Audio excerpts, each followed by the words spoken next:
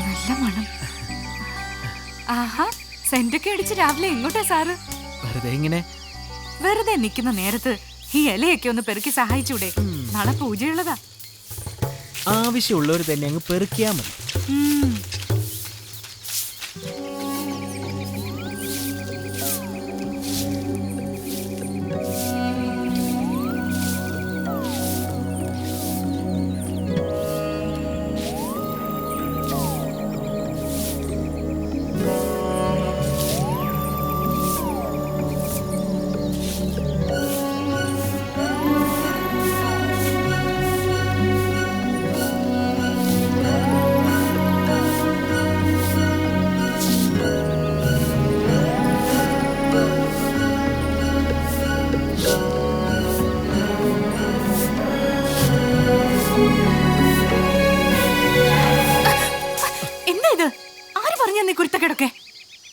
ആരും പറഞ്ഞല്ല, പിന്നെ എനിക്ക് തന്നെ അങ്ങ് തോന്നിയതാ.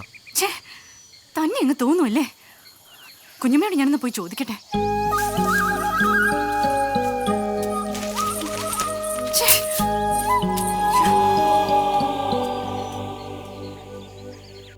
ഭാരതിയും കൃഷ്ണൻ നായരും ടൗണിൽ പോയിരിക്കുക.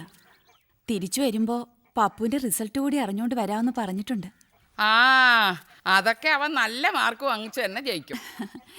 ജയിക്കും, അക്കാര്യത്തിൽ എനിക്ക് സംശയമൊന്നുമില്ല. പക്ഷെ അവനങ്ങ് പോകുമല്ലോ എന്ന് ആലോചിക്കുമ്പോഴുള്ള വിഷമ ഓരോ ദിവസം കഴിയും തോറും ഞാനങ്ങ് എണ്ണുക. കുസൃതിയും കുന്നായ്മയൊക്കെ ഇത്തിരി കൂടുതലാണെങ്കിലും അവൻ വീട്ടിലുള്ളത് വീടിനൊരനക്കം.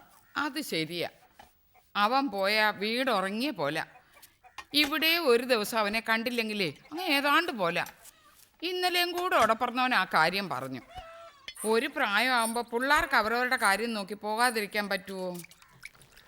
ആണ്ട് ഇവിടെ ഒരുത്തി ആരുടെയെങ്കിലും കൂടെ ഒന്ന് പറഞ്ഞയക്കാൻ വേണ്ടി ഞാനങ്ങ് ധൃതി വെക്കുക. എന്നാൽ അവൾ പോയി കഴിഞ്ഞാൽ ഞാൻ എന്ത് ചെയ്യുമെന്ന് എനിക്ക് എന്നൊരു പിടിയില്ല. 2-3 ദിവസമായിട്ട് അവന് യാതൊരു ഉത്സാഹവും ഇല്ല. എപ്പോഴും മുറി തന്നെ അടച്ചു മൂടിയിരിക്കുക. അയ്യോടി, അവന് പിന്നെ വിഷമം കാണാതിരിക്കുവോ? ആദ്യമായിട്ടല്ലയോ അവൻ കൂടപ്പറപ്പുകളെയും ബന്ധുക്കളെയും ഒക്കെ വിട്ട് വേറൊരിടത്തോട്ട് പോകുന്നത്.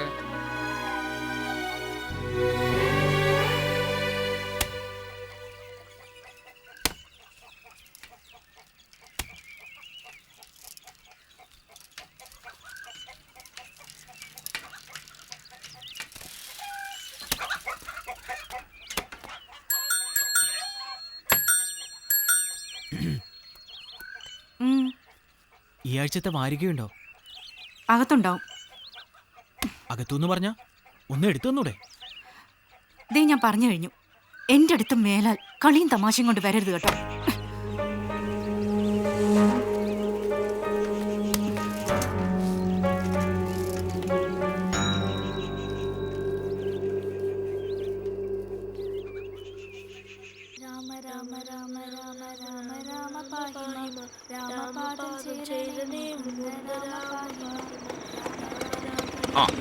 വീടെത്തി.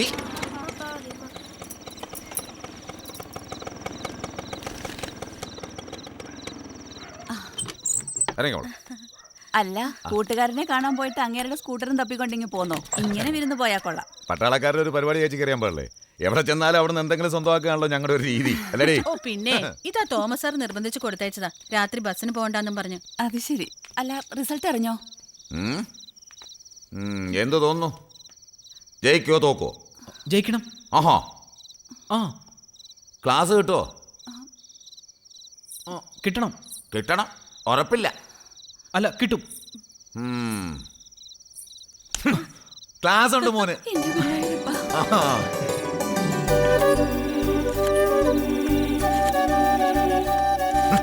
ട്രെങ്കോള് ബുക്ക് ചെയ്യാൻ പോവാ. കണ്ടോ കണ്ടോ, ചേട്ടനെ വിവരം അറിയിക്കാനുള്ള ചേച്ചിയുടെ ആ ധൃതി കണ്ടോ? എന്താ വലിയ പുച്ഛം? അതെ. ഓ, വലിയ ചിരി കണ്ടില്ലേ? ആൺകുട്ടികളാ ഫസ്റ്റ് ക്ലാസ് വാങ്ങിച്ച് ജയിക്കുന്നേ. നീ എവിടെ ഇരുന്നോ? അല്ല, കഴിഞ്ഞ പരീക്ഷയ്ക്ക് എത്ര മാർക്കാ കിട്ടിയിരുന്നേ?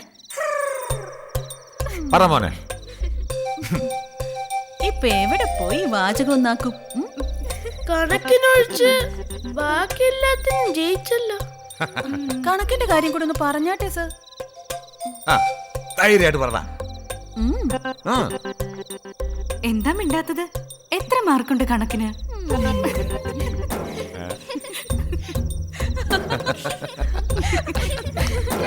കണ്ടോ? ദാ മോളെ, എങ്കിൽ ഞാൻ പോട്ടെ ചേച്ചി. തനിച്ചു പോകണ്ട. കാവിലൊക്കെ എഴുജന്തുക്കൾ ഉള്ളതാ. അതെ. പപ്പു, ആ ടോർച്ച് എടുത്ത് രതിയെ കൊണ്ടാക്കിച്ചു വാ. ഗോവിന്ദൻ എന്താ ഇവിടെ പണി? അവൻ കൊണ്ടാക്കട്ടെ. ആരെടുത്താ പറഞ്ഞ് അവരനുസരിച്ചാ മതി. എന്നാ നിന്നോടാ പറഞ്ഞത്. അല്ല, നിന്നോടാ പറഞ്ഞത്. പോയി ആക്കിട്ട് വാ.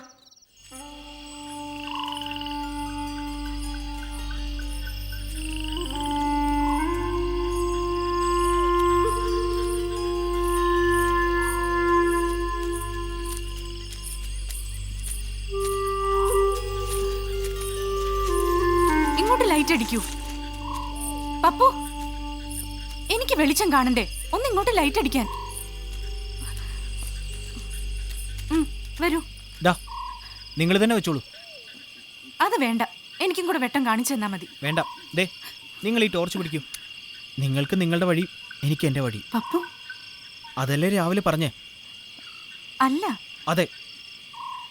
അല്ല പപ്പു, പപ്പുവിന്റെ പോക്ക് ശരിയല്ലെന്ന് കണ്ടിട്ട് ഞാനത് പറഞ്ഞു തരികയായിരുന്നു. ഒന്നുമല്ല. പിന്നെ? നിങ്ങൾക്ക് എന്നെ ഇഷ്ടമല്ല എന്ന് ഞാൻ പറഞ്ഞോ? എന്ന് ഞാൻ പറഞ്ഞായിരുന്നോ പപ്പു?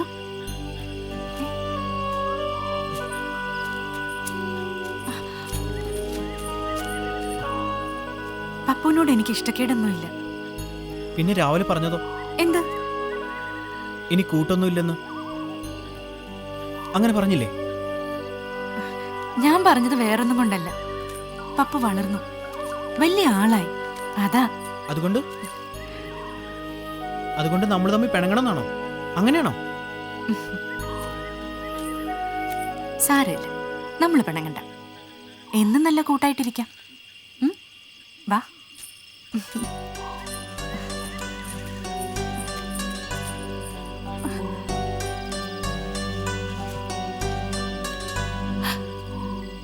അയ്യേ, ഇതെന്താ കൊച്ചുകുട്ടികളെ പോലെ കരയാ?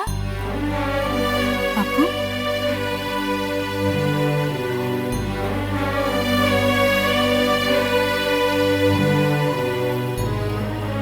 ദേ നമ്മുടെ പിണക്കം തീർന്നു. പെണ്ണപ്പുറത്ത് ഞാൻ ഇപ്പുറത്ത്, ഞങ്ങളുടെ രണ്ടുപേരുടെ ഇടയിൽ ഒരു സ്ക്രീൻ. എനിക്ക് പെണ്ണിന്റെ കാല് മാത്രം കാണാം. പെണ്ണ് കാണാൻ ചെന്നാൽ ഞാനും കയ്യടാതായി പോയി. പെണ്ണിന്റെ അമ്മാവനാണെങ്കിൽ ഉഗ്ര പ്രതാപശാലി. പെണ്ണിനെ നേരിട്ട് കാണണമെന്ന് അന്ന് എനിക്ക് പറയാൻ പറ്റുമോ?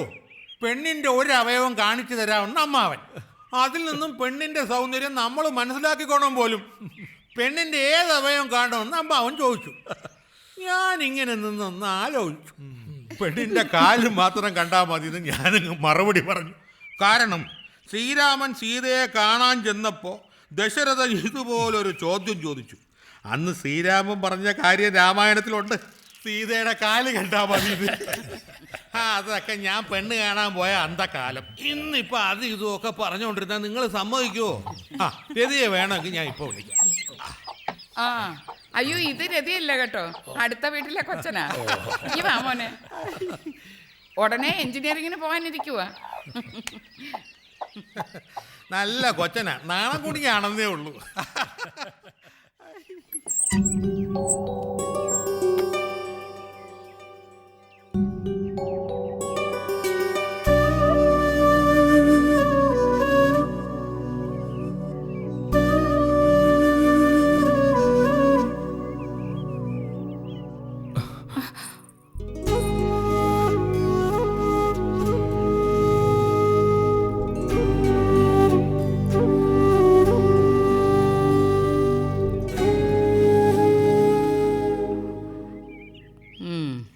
മോളെ രതി, ദാണ്ട് അവരെല്ലാം നിന്നെ കാണാൻ ഇവിടെ കാത്തിരിക്കുന്നു. ഒന്നങ്ങോട്ട് വന്നേ.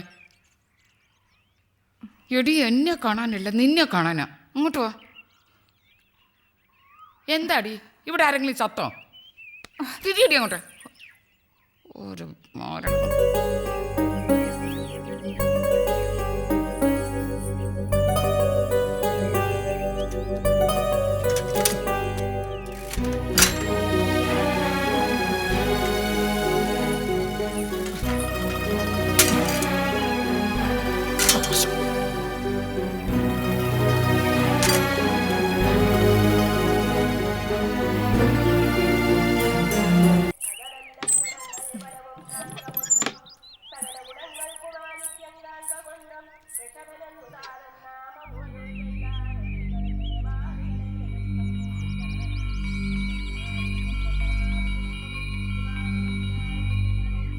പപ്പു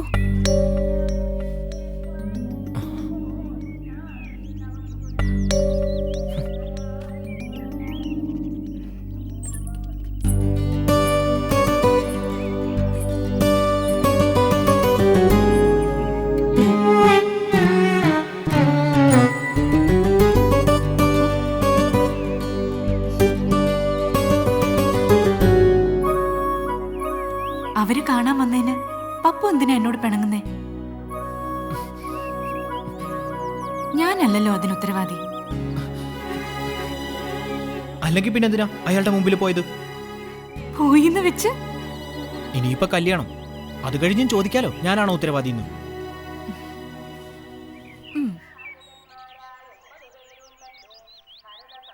സാവിത്രിയേ, എന്താ ചേച്ചി? ഓടപ്പറന്നോന് വലിയ തൃപ്തി പോരാ. പക്ഷെ നേര് പറയാമല്ലോ, എനിക്ക് ആ കൊച്ചനെ അങ്ങ് ഇഷ്ടപ്പെട്ടു. അവർക്കാണെങ്കിൽ പെണ്ണിന്റെ സർപ്പദോഷമൊന്നും ഒരു പ്രശ്നമല്ല. ഒരുമാതിരി കഴിഞ്ഞുകൂടാനുള്ള ചുറ്റുപാടും വരുമാനവും ഒക്കെ ഉണ്ടല്ലോ. ആ, അതുണ്ട്. എങ്കിൽ പിന്നെ ഇനി ഒന്നും അങ്ങനെ ആലോചിക്കേണ്ട കാര്യമില്ല. വന്നവർക്ക് പെണ്ണിനെ ഇഷ്ടായോ? ഹായ് കാണും. നിങ്ങൾക്ക് അവരിഷ്ടായോ? ആരെ? ആ ആളിനെ. ആ, ഇല്ല. ഇഷ്ടമില്ലാത്ത ആളിന്റെ കൂടെ എങ്ങനെ ജീവിക്കും? അങ്ങനെയുള്ള ആളിനെ എങ്ങനെ കല്യാണം കഴിക്കും? ആര് പറഞ്ഞു ഞാൻ അയാളെ കല്യാണം കഴിക്കുമെന്ന്? ഇല്ലേ? പറ പറ, അയാളെ കല്യാണം കഴിക്കോ?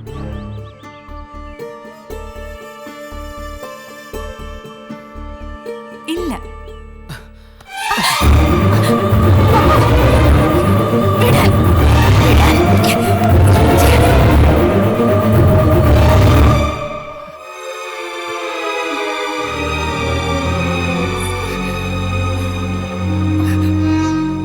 വീട്ടിൽ പോടി.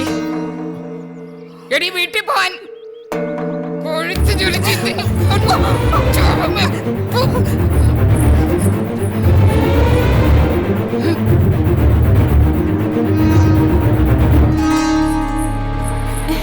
എന്താ എന്താ നാരായണി ചേച്ചി? മോനോട് ചോദിക്ക. വേണ്ട, ഒരു കാര്യം ഞാൻ പറഞ്ഞേക്കാം. എന്റെ മോളെ ഞാൻ നിലയ്ക്ക് നിർത്തിക്കോളാം. നിന്റെ മോനിന് തുള്ളി അങ്ങോട്ടെങ്ങനെ വന്നാലുണ്ടല്ലോ, ഇപ്പൊ ഞാൻ അത്രേ പറയുന്നുള്ളൂ.